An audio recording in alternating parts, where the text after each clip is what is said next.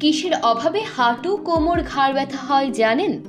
দৈনন্দিন ব্যস্ত জীবনধারায় এখন শুধু বয়স বাড়লে নয়, অনেক কম বয়সেও হাঁটু কোমর ও ঘাড়ে ব্যথার সমস্যা দেখা দিচ্ছে। এই সমস্যা থেকে মুক্তি পেতে অনেকেই হাত বাড়ান ওষুধের দিকে। কিন্তু আপনি কি জানেন, বিশেষ দুটি খাবারের অভাবে শরীরে এ ব্যথা দেখা দেয়?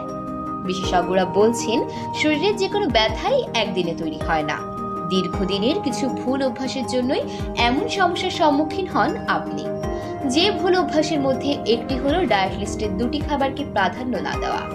প্রায় হাঁটু কোমর ঘাড় ব্যথা দেখা দিলে প্রথমেই এ ব্যথার প্রকৃত কারণ বোঝার চেষ্টা করুন। কোনো চোট পেয়ে ব্যথা হয়েছে, ইউরিক অ্যাসিডের সমস্যা থেকে, নাকি আর্থারাইটিস, তা আগে নিশ্চিত হন। যদি বেকায়দায় লেগে ব্যথার সৃষ্টি হয়, তবে সবচেয়ে বেশি জরুরি হলো বিশ্রাম।